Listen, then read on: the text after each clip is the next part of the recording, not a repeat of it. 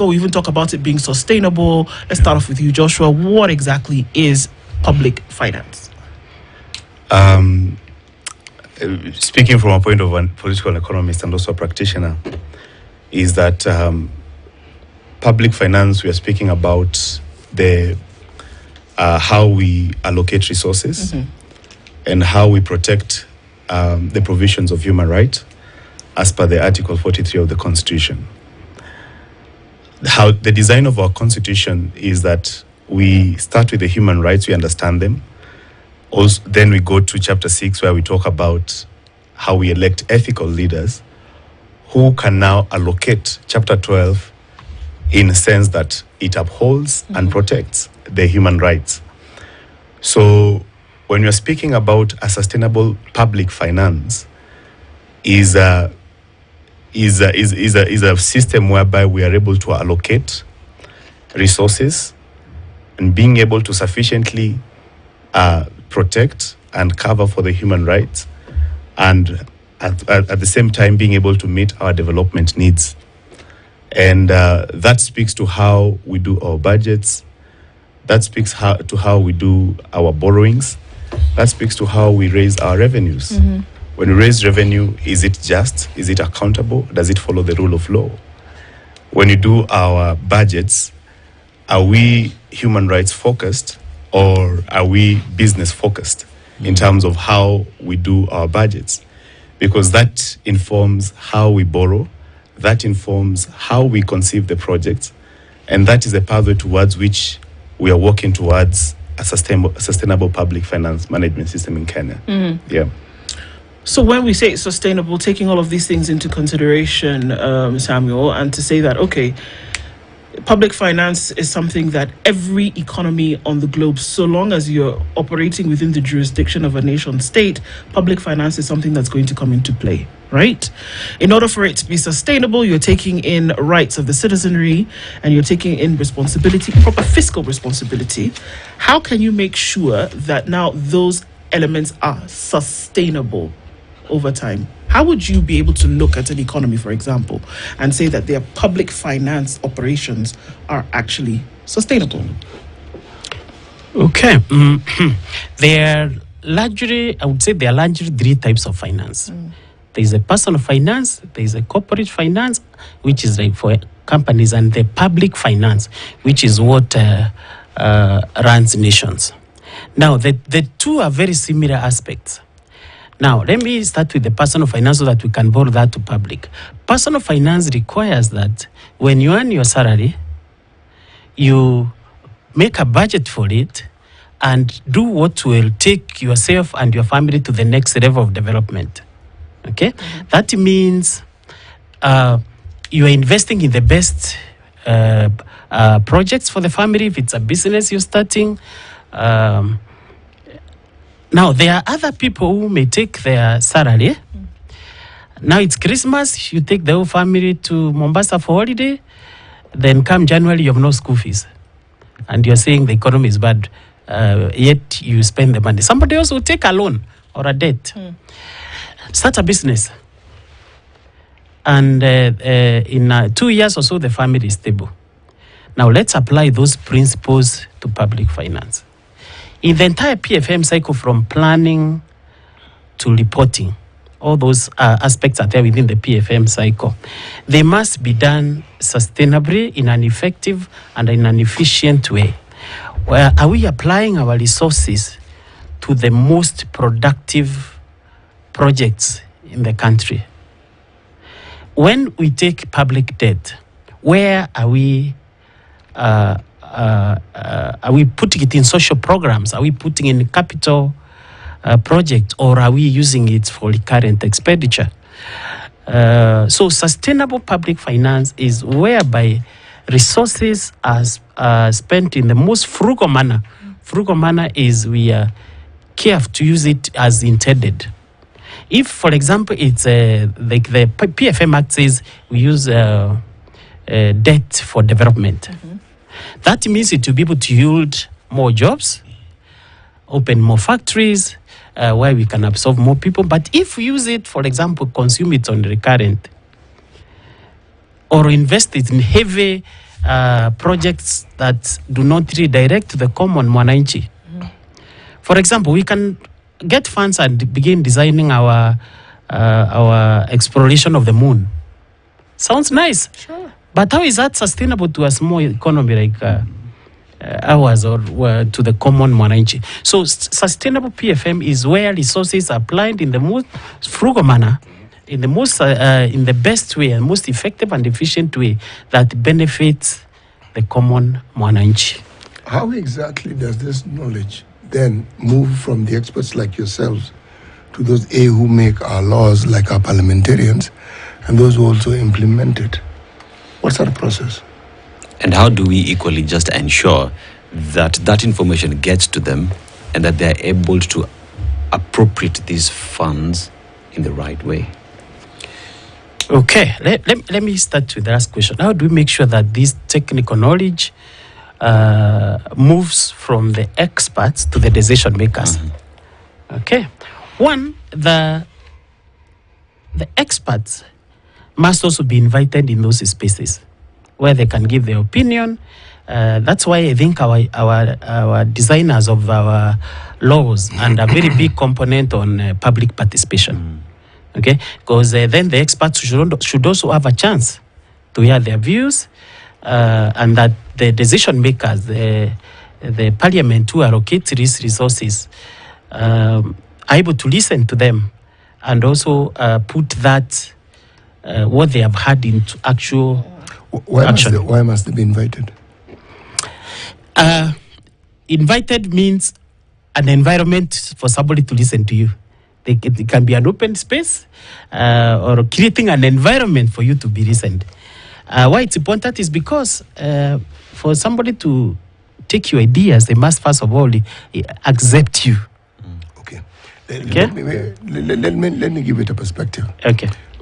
People, individuals who have your training and your expertise, which ministry would one find them? Where would we find you? You find me in the National Treasury. They are the government advisors. They're government advisors. And also, I think if you're speaking honestly in terms of Kenyan governance space, we're speaking of invited space and also the invented spaces. This is more on paper, but if you put it into perspective of what we have in Kenya, we can't say that we don't have sufficient experts who can give government solid advice. We can't say that government has not recruited adequate advisors, even with this regime the way it is. But the question is, where do we beat the bush? Where does the government fail to get it right? Because as we are speaking about public finance, as we speak about raising public revenue, one thing of the focus is that any project that is being conceived by government has to be first assessed based on the human rights perspective. Is it going to promote education? Is it going to promote healthcare? Is it going to promote water, health, and sanitation? But the problem is that we always have political conflict with that. And most of the time, a sound decision or a sound political advice, a sound economic advice may not be sufficient to influence a decision in Kenya or to influence a borrowing or to influence a budget. We're speaking in a situation whereby we have an auditor general, a controller of budget, people who constantly appraise the government on quarterly basis on what projects are performing, on how the county governments are performing, on what ministries are doing with the money. But at the same time, we find the members of parliament continuously allocating and approving budgets and approving borrowings that are clearly blind of what the auditor general is saying and what the controller of budget is saying. Auditor General and the Controller of Budget are supposed to be the officers of the Parliament. As it is structured right now, these two officers, they do not really take that central position of Parliament. Their work is to advise Parliament to make sound decision in terms of approving borrowings, in terms of approving the budgets and any revenue-raising measures. But at the moment is that, and also speaking towards their role is that when they generate reports, they first table it in the parliament before they table it in the State House, before it is accessed by anyone else. Meaning that their central role is to advise parliament, and the members of parliament are supposed to use these documents to appraise the national government in terms of how they're performing, and also in terms of if they have approval to borrow, if they have approval to raise a budget, or they have approval to do any revenue raising. So it is, yes, we cannot say that this expertise or these people, they are not in the government spaces. They are there, but we have to find out how do we have so good employees, very qualified people in government, and yet we cannot get it right in terms of public finance management in Kenya. So long as we have a situation where the experts exist and the environment or the places where this expertise can be implemented exists, and yet we don't see it, then it becomes theoretical. Yeah, absolutely. And it's actually of very little use to the citizenry. And yet, in its theory, it's actually very good. Yeah. True. I would also want to say the citizenry also needs to begin getting involved to a large extent. How the citizenry needs to be involved. One, this concept of public participation needs to be real. I have been in some places in this country where that actually, I've been to project where the community sets up a team to monitor a project, say is drilling of a well. They have a chairman, they have a committee that sits to appraise the project. They are monitoring how the contractor is moving, and they even approve that it should now be paid. Samuel, but as you talk about matters to do with public participation, in Kenya as we speak right now, public participation is considered to be just that on paper. We don't have that which you consider to be meaningful public participation, because even the constitution itself is not clear on what public participation is. I could call 10 people in a room and call that public participation. So in terms of having meaningful public participation on matters to do with public finance, do we have that? If not, how do we change that? Yes, it has not been very effective. I know guidelines of many categories are being developed, but public participation needs to be meaningful. One, for it to be meaningful, the citizens must have interest in their public management of their public affairs. Two, they are to be knowledgeable citizens, so that you're even able to picture what is 1 billion shillings. A good number of our public cannot actually picture what's 1 million shillings, let alone 1 billion. So when you are told a road costed 1 billion shillings, do you have the mental capability to picture what is 1 billion? Okay, so the citizen must come for those public participation, not say for lunch, not for coffee, but realizing that the public expenditure, PFM, affects everybody.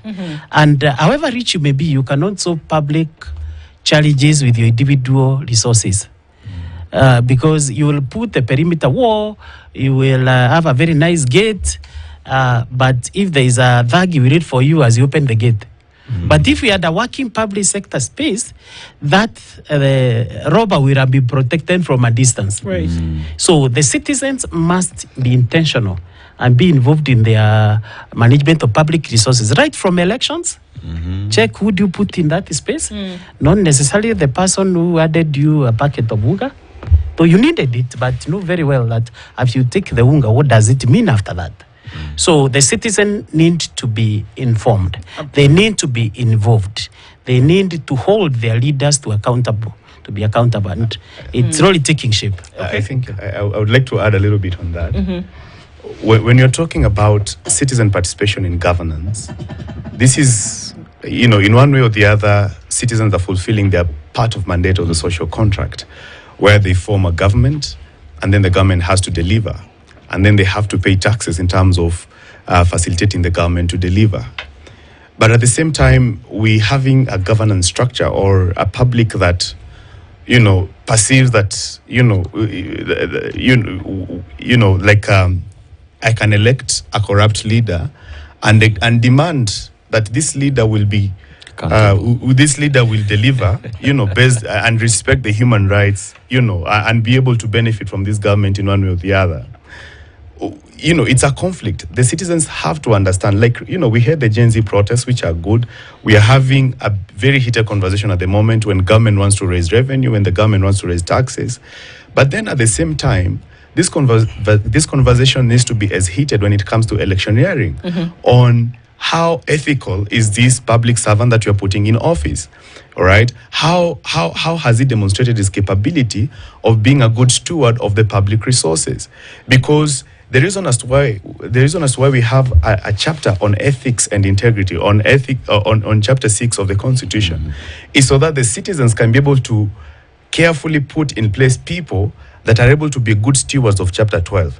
I don't see I don't see if it is possible that we can elect someone who has blatantly defied every bit of or every aspect of chapter 6 of the Constitution, and then we expect so much of him to come and allocate proper resources in chapter 12. Right. Oh, yeah. All this, you have to, it's a journey that we have to walk through in our constitution. And the people who framed that constitution, they were very careful that all the process goes to the parliament. If we elect ethical members of parliament will allocate resources ethically. They will appropriate chapter 12 of the Constitution ethically. But at the moment, if we have a member of parliament that is compromised, a member of parliament that is accused of corruption, we have leaders who are holding high public offices accused of corruption, and at the same time, these corruption cases are being dropped because of pressure from high above. We are having a mismatch. And until we get it right at that level, we are going to still struggle with allocation of with the appropriation of chapter 12 of our constitution. Are there anything? Is there anything? Are we going on to a break? Yes, we're going on to a break, but just hold that question like a I will hot hold the potato. question. Yes. Don't drop it, because we'll come back to that right after we take that break. We're having a sustainable public finance conversation this morning. How do you allocate finances to certain things? How do you keep the rights of citizens atop?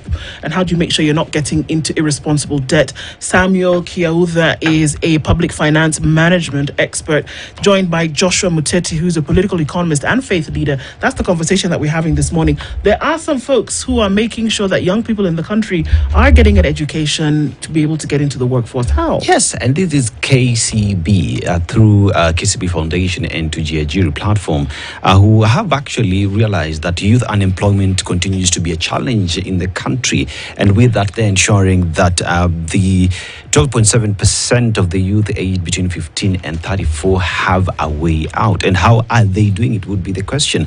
Now, over 1 million young people enter into the labor market annually without any skills. So KCB, through the Tujiajiri platform, comes in and says, okay, right, let us give you these skills that you need for you to be able to land yourself employment. And how are they doing it? KCB Tujiajiri combines vocational skills, training, business development training, access to finance and business mentorship, which is designed to prepare them for entrepreneurship, thus spurring growth in across the communities. Now, the youth are trained in key sectors. You want to know which ones? Well, with the highest creation jobs potential, including construction, manufacturing, talking about beauty and personal care, domestic care, automotive, creative economy, ICT, sustainable agriculture, and climate change initiatives. KCB, through the Tujiajiri platform, ensuring that these unemployment youth get the skill that they then get to use in making themselves useful and employing themselves. There you go. And there's a shopping festival that's taking place. It's the Loop Shopping Festival. You want to ask yourself, well, it's not just an app, it's a lifestyle. Providing you with the tools and the solutions you need to live out your life effortlessly. So with Loop, everything you need in one place. It is really a Loop. You get access to payment, credit, savings services, while at the same time receiving personalized journeys and deals to complement your interests and needs. And this festive season, Loop is your ultimate plug for all your shopping needs. So the shopping festival that's taking place involving everything at a mall near you. If there's a mall near you, the Loop Shopping Festival is taking place there. There are very many points that are involved here: Hot Point, Quick Mart, Bata, Tile and Carpet Center, Chicken Inn, Galitos, Creamy Inn, all of them involved where you get 10% cash back up to 5,000 shillings shopping, and you can pay with your Loop app or card. If you've not downloaded Loop, I don't know what you're waiting for. Download it on your Google Play Store or Apple App Store today and loop your life in ways that you wouldn't be able to imagine. Hii Krisi, sambaza furaha na Safaricom Business. Zidisha biashara yako na 25% off kwa business internet plans. Reliable internet ni key kwa biashara yako. Ukiwa na 5G speed na huduma za Safaricom Business, una hustle smarter, unawafikia wateja faster na kufanikisha mafanikio zaidi kazini. Dial *485# or visit www.business.safaricom.co.ke to subscribe. Safaricom Business, powering progress. Make sure your biashara shines this festive season. Dreaming of shopping online from the biggest stores in the US and Europe? Now, it's easier than ever to get those items delivered to Kenya. Shop your favorite brands on websites like Amazon, eBay, and Zara. Then sit back and relax. We'll deliver right to your doorstep in Kenya. Rapid Courier has partnered with Standard Courier to enable you to shop globally and get your purchases delivered locally, anywhere in Kenya. Our fast and reliable delivery service ensures your items arrive safely, right to your door. Sign up today and start shopping online from the US and Europe. With delivery to Kenya made easy. Shop global, delivered to Kenya. Sign up today on rapidgroup.com and start shopping globally.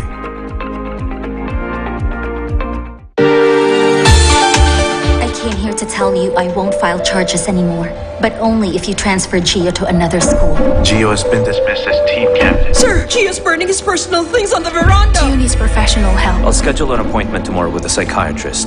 You don't have a choice. You know the boarding school in Virginia we've been eyeing for you? You got in. Why do I have to transfer schools? You're always making decisions for me as if I can't think for myself. Just do as I say, because that's what's best for you. You're transferring Gio to another school next year? Didn't I tell you we were still going to try to fix things with Grace? I love Gio. I don't want him to get hurt, so stop hiding him. There's no other place he'd go to but here. Everything's okay now, son. Enzo's been arrested and I've deleted the video. You have nothing to worry about. Gio, give me that. Don't test my patience, Gio. Dad, give that back. Gio, wait, stop it. Cut it out. Your mom's already causing us enough problems. Dude, pull yourself together. Don't test me, Gio. Mika, please, hold on. I just want to ask you about what happened. Nothing's going on between me and your coach. How will you explain those videos on the internet? It's because my ex-husband doesn't want to give my son back. What you're saying is impossible. Son, when it comes to your dad, nothing's impossible. I don't want you. I don't want to live in that house. I'll never go back to you. Hello, Jill. Are you sure you don't want me to accompany you? I'll be fine. Don't worry. I'll take you home. Let's go.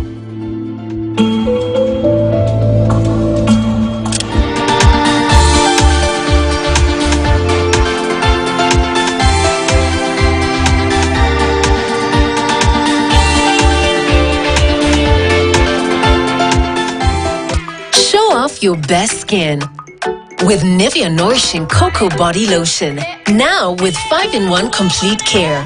The deeply nourishing formula prevents your skin from drying with precious cocoa butter and deep moisture for smooth and healthy looking skin. Step out in confidence with our most complete care from the world's #1 skincare brand. Hello and welcome to Health and Wellness, where we explore new health trends, wellness tips. In the mental space, we never ask what is wrong. We always ask what happened. We feel the pain of our patients. And ways to just embrace a happier and healthy life. Small changes can make a very big difference to your overall health. For this intervention, we don't use any general anesthesia. Oh, really? So the patient is awake with us, talking to us throughout the procedure. If you start having chest pain and you're sweating a lot and you're not doing any physical activity, that's a very ominous sign that you're actually having a heart attack. To be honest, we've actually done a CS with Muleka Moizi. You're bringing Mulekwad for you to remove that baby. So let's incorporate these tips to our daily routine just to ensure our immune system is healthy and strong. Join me, Zaitun Ali, every Sunday at 6 p.m. on Health and Wellness.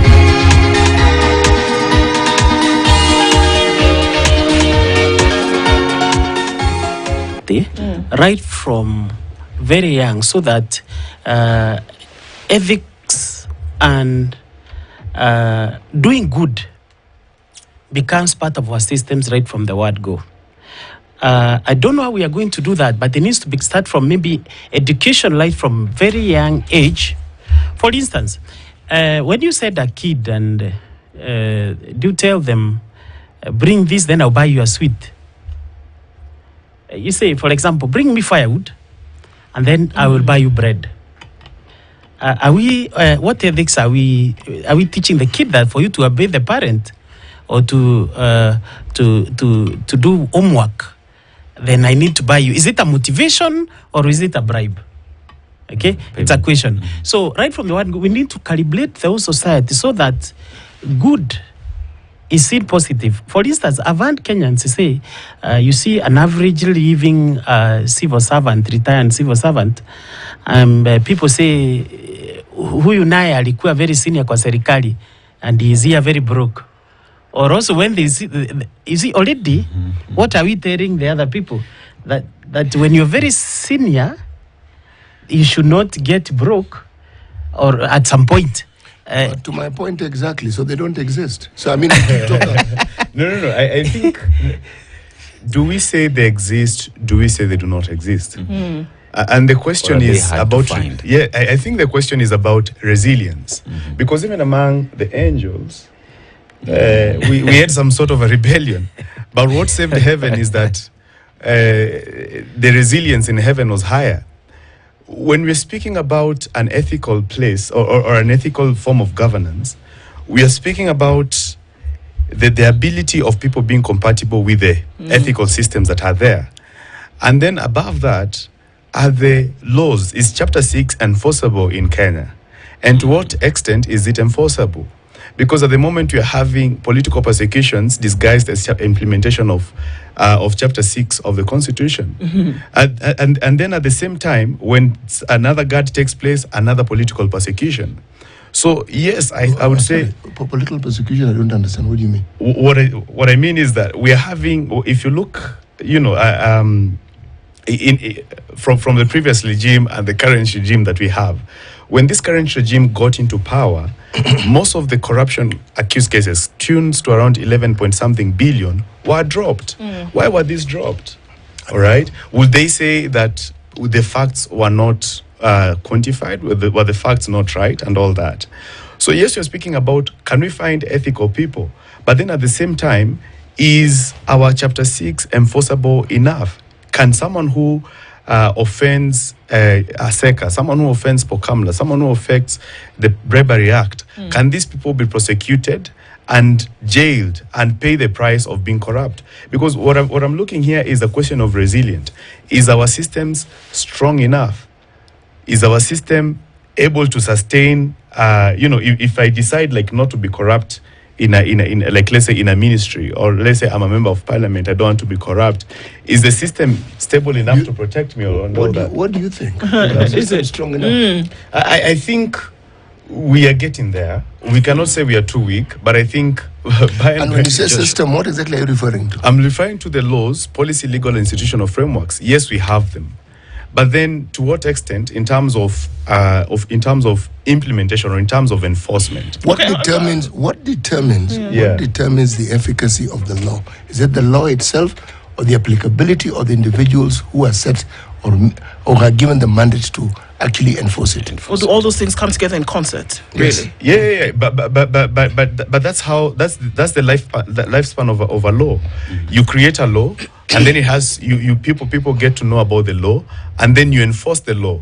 But then at the moment we're speaking about the compatibility of this law with how Kenyans have been groomed, and going back to the point of Samuel, that we have laws that they seem to be an aspiration. What we ought to be. All laws are aspirational.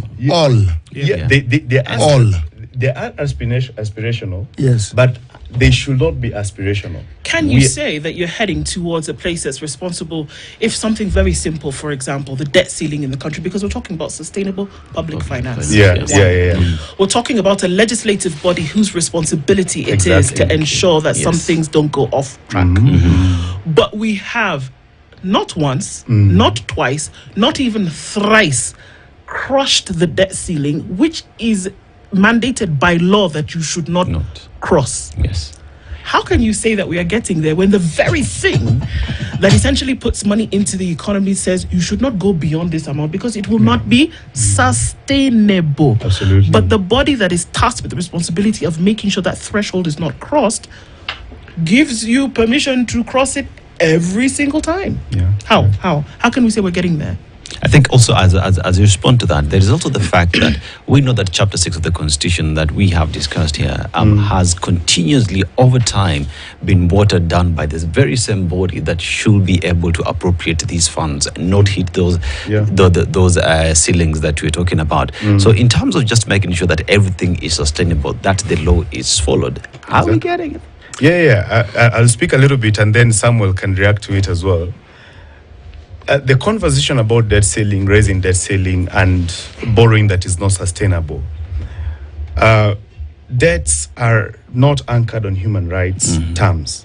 Debts are anchored on business terms.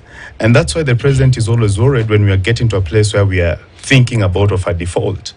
Because you cannot fail on business terms. If you fail on business terms, the creditor will come onto your door to ask for the money. And that is the problem with our public debt. That is the problem with what we owe in Africa, is that even the projects that we conceive, they are carefully designed in our budget so that they can demonstrate a need that we don't have. So that we can justify a borrowing that we don't need in a country or we don't need in a particular year. And this is because the conversation of human rights is not central in budget formulation, in borrowings and all that. Nobody cares about what does unsustainable borrowing does to the allocation of funds to healthcare, to the allocation of funds to education and all that. What we're doing here is what we Kenyans are very good at. We are looking at an issue and we are giving it some very serious academic intrusion. We are looking at it and breaking it down, and everything we're saying makes perfect sense. So long as it stays a discussion, it makes perfect sense. In reality, yes, because what you say, and this is what I began with, you make sense. What you say makes sense. We understand it is good. And then you brought in the people who are supposed to be ethical. And my question is, no, it's not a question I'm making that. They don't exist. This is my point. Because if they existed, then the very things we're saying would not be where they are. We would be talking, the discussion would be different. But it isn't. I would actually say ethical people exist. I have met some genuine. Where do they exist? I have met some genuine civil servants. I've met some genuine Christians, some genuine Muslims. What I would say sometimes challenges us is the what we call the system. Sometimes may not enable you to be ethical. Let me give an example. If for example, you are on the roadside and every matatu is greeting the policeman good morning as they pass, and your matatu is the only one that is not greeting, you may have a challenge operating that route, so consequently you close down. Okay, so even the good person who was ethical, the system beats him down. But where in microsystem, must the business you do be a matatu business? No, it's an example. That's an example. That could be even operating a bar, operating a shop. So what I was trying to say, we have to create a moral system with the time or with a bit of maybe what I call recalibrating from a very young age, whereby the good people in the society are celebrated at one point and highlighted. Yes, they are good people. Actually, this is where now I have to ask you to give me the permission to disagree with you. It's okay. You see, there is nothing like recalibrating the society. This society is already calibrated. The processes that we're talking about, everything we're talking about is now here. Yes, there are very many honest people who work within government. If they didn't exist, actually, the system would have collapsed. Exactly. It's not. Now, the public who are not in government are a majority. The understanding and the need to hold leaders to account is something we are unwilling to do. And so long as we are unwilling to do it, we should stop complaining. We know what is wrong. The very thing you say, upholding and celebrating people who do good, we don't do that. We do the complete opposite. Exactly. We know full well that this 30-year-old left college the other day. We know full well. We know full well that this 30-year-old doesn't have a business you can even point to. And yet they are absolutely liquid. it's not difficult to understand it. We celebrate these people. So when we talk about the problem isn't the system, the problem is us. Agreed. We are the system in a way. The system. But there is no system without us. Yeah, and I agree with my you. brother here was talking about a region we refer to as Ukambani. One of the things that plagues places in this country, plagues, not just Ukambani, when you find problems that are perennial, there are leaders that they've had there that, for the best way of describing it, they're utterly useless to that particular community. There's nothing they do that serves the interest of that community. It doesn't matter what position you give them, Yes, that exactly. community will continue to languish in poverty. But why can't that community bring itself to bring a different set of leadership? My point is not the leadership. It is holding people to account. Yes. So what we are saying essentially, and if we can maybe just all chime into that, is that there is going to be, whether we like it or not, in leadership, in governance, there will be an element of, I'm playing it down seriously. Is there going to be an element of bad manners? But it is up to the folks who are in the gallery to either clap or boo them off stage. True. To say, hey, this is not working. And it doesn't mean that you have to have a degree in finance for you to understand that it is clear that 1 million shillings was given for this thing is not 1 million shillings. And to be able to say, hold on a minute, no, we're going to say no. You don't have to have that in-depth academic understanding of certain things for you to be able to look at something and say it is wrong, or for you to be able to have that, je ne sais quoi, to say there is a problem here, and we've put you in this position to ensure that such problems do not occur. And we're not going to keep quiet looking at this problem occur every single day. Is that not what we are saying? That everybody has a responsibility then when it comes to sustainable public finance management. Yes. Exactly. That's what we are saying. The public, in our churches, in our mosques, in our temples, in our homes, we need now to sensitize our people, like you have said, to boo the wrong things and celebrate the good. And also, when given a choice of somebody you know they are ethically correct and one who is not ethically correct, you must be to make that conscious choice of this is the person we should have in that position. There's something called a truth decay. I talked about it earlier this morning. When we are unwilling to accept and recognize the truth for what it is, and we prefer to reshape it and retool it to suit our purposes, there's a decay in that process. And unfortunately, when it becomes the norm, it eats you into your very soul. So you actually find you have a decayed truth process in this country. So nobody really wants, they actually do not want to deal with the truth directly. They don't. And whenever you present it, it is not, in fact, people can get violent on you for simply saying what is actually patently obvious and true. True. But I think if we've been paying close attention to what is happening in Kenya, at the moment we are having citizenry that is getting more aware. We are having citizenry that is taking up arms and questioning every government move. And I think despite the fact that we've had a precedence of bad governance and a precedence of, let's say, citizens, they don't care what is happening, whether government does allocate public finance well or not, they don't care. In civil society, we've been pushing for citizens to look at the finance bill. I got in this space somewhere in 2019. Nobody was bothering. But all of a sudden, 2023, 2024, citizens are more aware. Citizens want to look at the finance bill. Citizens want to reject finance bill. And this gives us a little bit of hope. And I think also the church leaders, they're getting into the space because they're saying, yes, at least we got these people into power on a promise of this and this and that. But also at the same time, they're coming back to check in terms of delivery, in terms of governance. So I think even the church leaders, they're getting to be more aware. They're getting to sensitize their members so that they can be able to hold these leaders accountable in terms of allocating of resources. Because it's all politics. Allocation, the basic definition of politics.